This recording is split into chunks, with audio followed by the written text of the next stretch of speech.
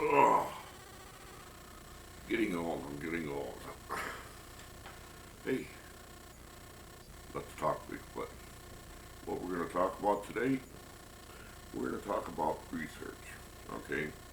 And of course, research and investigation kind of tie in with this, same thing.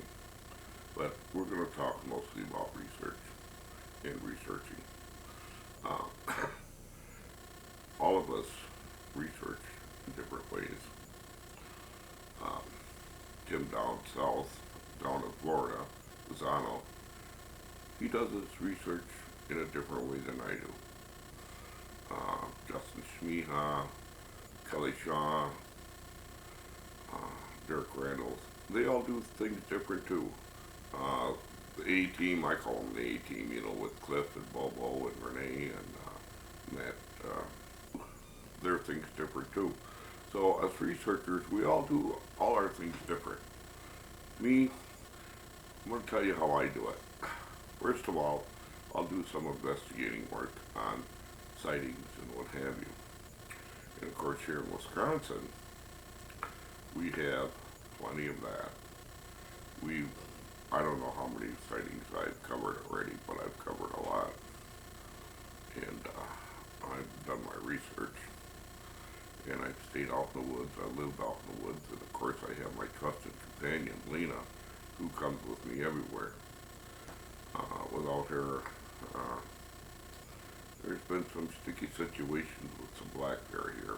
Here in Wisconsin, we have, I would say, an overabundance of black, mostly to the north, and they're coming further down south. But anyways, make a long story short, we have way too many black bears. Yeah, actually throughout the whole United States. They have multiplied by the thousands, 10 times with, say, 15 years. Yeah, so we have plenty of black bear. Anyways, first thing I do when I go out researching is the location. Okay, whether it's a half hour from here, which would be the Navarino Wildlife Area, which contains 14,000 acres. And if you can imagine what 14,000 acres is, I'll tell you what, there's places out there that people, or even me, have ever been. Okay? Then just south, we have the Kettle Moraine Forest, which has over 30,000 acres, which there's places people have never even seen. Okay? Then if we go further up north towards Michigan, we have the National Forest up there, which is over 400,000 acres. Okay? There's places up there that bears have never seen yet. So let me tell you, Wisconsin has a vast area of Bigfoot activity here. Okay, with that in mind,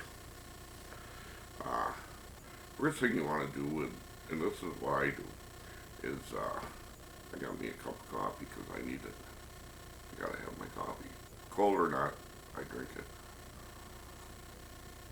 As a researcher, you're gonna learn how to drink cold coffee.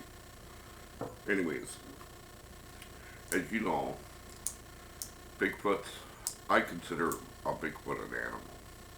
Okay, that's what I consider Bigfoot, is just another animal.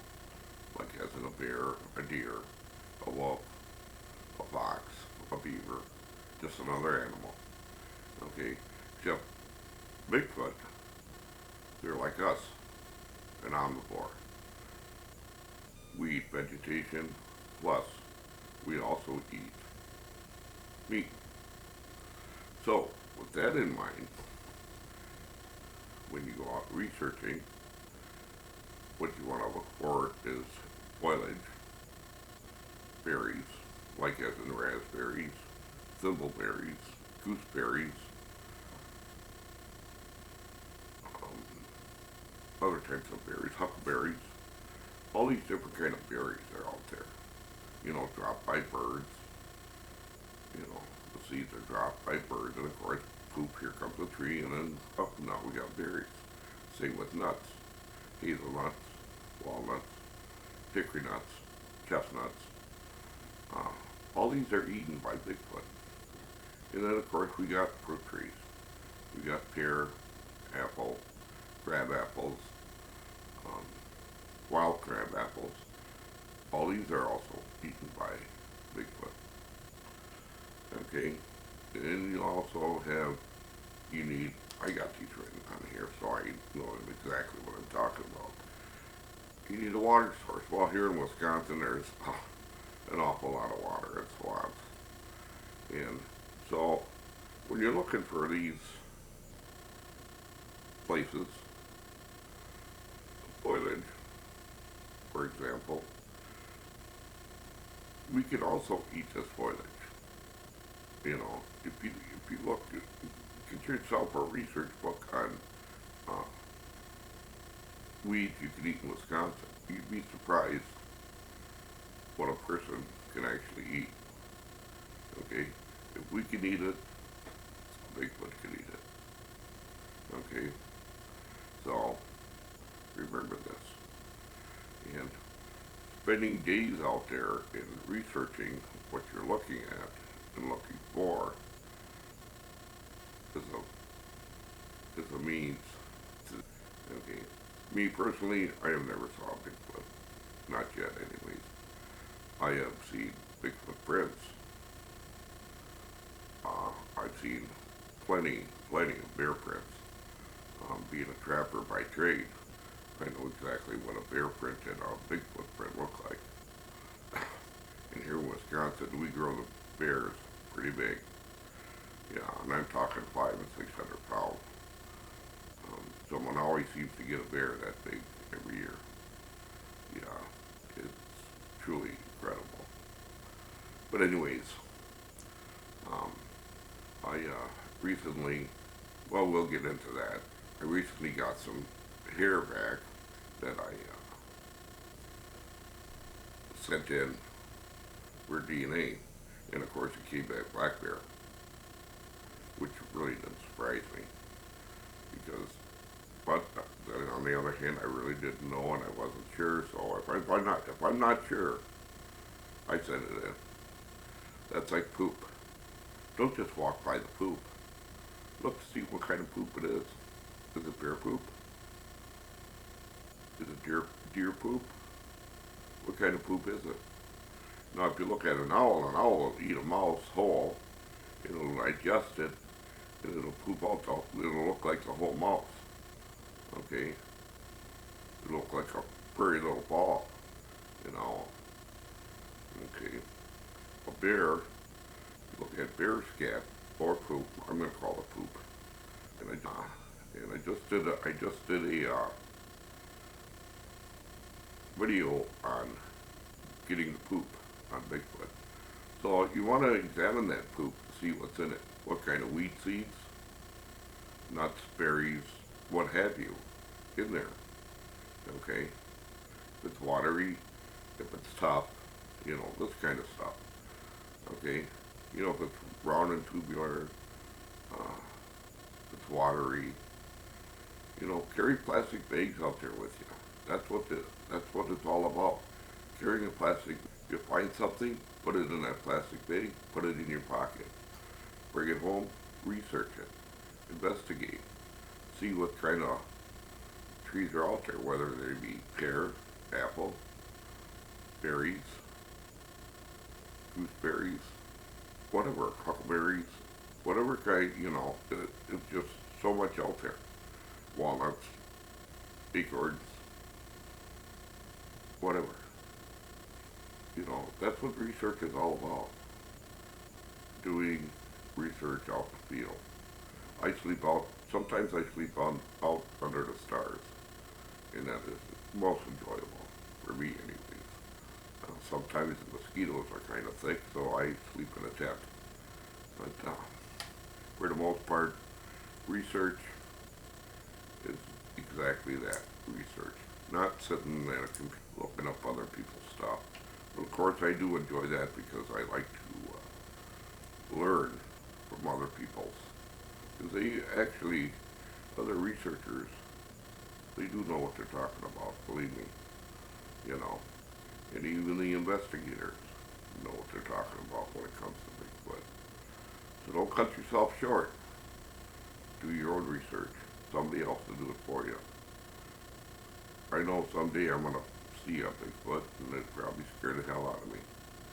But until then, I'm still looking. So with that in mind, remember, location, location, location. Okay? Always remember, look, stop, and listen. Okay? Always look. See what kind of foliage is out there. Look to see what kind of fruit trees are out there. Nut trees. Berries. You know, if there's nothing like that in sight, what do you want to be sitting there for? You want to go where the food source is. Okay? Bigfoots don't always eat white-tailed deer. They also eat rabbits, squirrels, chipmunks, mice, rats, beaver, fox. They kill a coyote, they will eat it. Okay? Bigfoot are Bigfoot and the black bear, because we have no grizzlies here. Bigfoot and black bear are on the top of the food chain out there. We are on the top of the food chain. Period. Okay? They're out there. You don't see a black bear every time you're out there. Why? Because they get out of your way because they know you're on the top of the food chain. Okay? We are out there looking for them, and they're hiding from us. So you gotta remember that. Now, and I'm gonna get into this in another program about yelps, grunts, groans, snarls, howling. Those are something else that we're gonna, in wood knocking, we're gonna get into that in a little bit more detail on another show. But anyways, yeah, there's a lot of research out there to do. We haven't even scratched the top of it yet. Of course, we're getting more sophisticated with the tools we are using, which is good. I just picked up some new cameras, which I can't wait to use. We got them things that you can fly and hover and whatever you call them things, drones. I'd like to get one of them, but unfortunately, I can't afford one. Till then, I'm going to do without. But I did pick up some cameras, which I can't wait to use because they're much more sophisticated. And of course, I have my friends, and we can have our campfires and talk bullshit and do all that kind of crap, and which is a lot of fun. And we do our nighttime stuff, and it's just an enjoyable weekend, you know. I spend days out there by myself, me and my dog, and she will know when there's activity going on because she will let me know that something's out there. She has done that many a times, of course. A few times it's been a black bear coming into our camp. She lets me know that. And of course, yes, I do carry a gun. I do carry a knife. I carry all these things. Why? To protect myself, protect my dog. You need to protect yourself when you're out there. Don't think you're just going to go out there and think that bear is nice and cuddly. He's not. It's still a wild animal. Bigfoot is still a wild animal. A wolf is still a wild animal. Another human being is still another wild animal. Okay? You gotta remember that. Look at it look at it at my point. It's an animal. It may be a bipedal humanoid whatever you want to call it. But it's still an animal. You know, it can drink out of the stream. We can't. They have a digestive system a whole lot different than ours. Their digestive system is like an animal's. We can't do that. We can't eat raw meat. We cannot eat or drink water out of a stream. The microorganisms don't fit well with us. We cannot break them down to where a Bigfoot can, just like a bear, a wolf, or anything else. Okay? So, keep in mind, when you're out there researching, stop, look, listen. Not that hard. Okay? Do the best you can, and that's all you can do. Here, Researching 101. Tomorrow, we're going to have another good program. You all take care. Bye-bye then.